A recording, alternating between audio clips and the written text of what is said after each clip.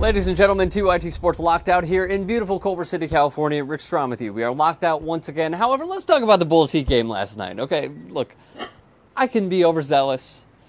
I can be joyous on this occasion. You know why? Because we went in with this much hope going into the series. I said the Bulls would lose in 5, the Heat would win in 5.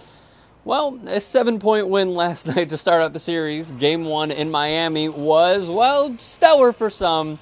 Not so much for others. Let me just recap this really quickly. The FedEx truck is going to go by me. I'm going to continue. No Kirk Heinrich. No Luol Deng. Spinal tap.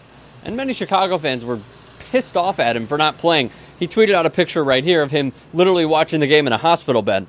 Oh yeah, and no Derrick Rose. We're not going to even get into that right now. Okay, so LeBron James willed his team back as they were down. They made a nice comeback. Genesis Rodriguez thought it was even a stellar comeback. And he finally started wearing down the defense of Jimmy Butler, who I think is the unsung hero of this game. Granted, LeBron scored 6 or 8 straight points. He scored 15 in the final quarter. He finished with 24. However, Jimmy Butler's defense, he has not sat out and taken a breather in 3 straight games. That being said, his defense was incredible on the 4-time MVP. He was honored before the game and yet was shut up throughout. He also had 8 rebounds and 7 assists to go along with those 24 points. Now, the matchup nightmare, that is Nate Robinson. The dribble drive against Ray Allen when he had the floating thunder roll. What the fuck? Finger roll. I know basketball. The dribble drive, finger roll into the lane that put the Bulls ahead. He's a matchup nightmare for the Heat because if you put Chalmers on him, well, he's just going to go by him, and he'll possibly even cross over and then step back and hit a few threes, hit a few big jumpers late in the game.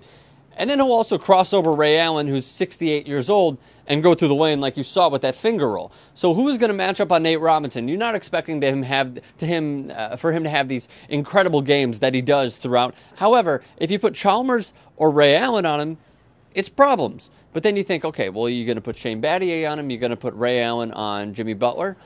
No, because Jimmy Butler is quicker than him. He's a second-year player out of Marquette. He's a tough player. So where exactly Spoelstra is going to put the pieces of the puzzle that are the Miami Heat with Ray Allen might be baffling to some, but it's going to be interesting. So Rick Morrissey of the Chicago Sun-Times had a fantastic piece. By the way, before I get to that really quickly, the Miami Heat had 9 fast break points, 9, and they shot less than 40%. That was also huge. And by the way, that final possession for the Heat, when Dwayne Wade, they're down 4, takes a 3. He's a 20-something% career three-point shooter, I'm pretty sure. He might creep into the 30s. Overall, he's not expected to hit a lot of threes because he simply doesn't.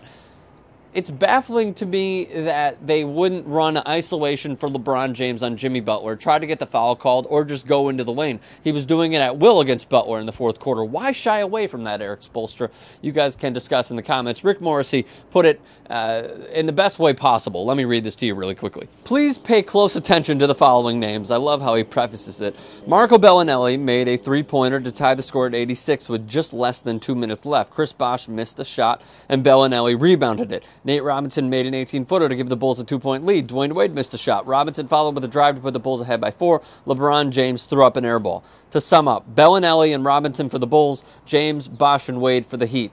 Ridiculous. It was ridiculous. They out-rebounded the Heat 46-32 and ended the game on a 10-0 run.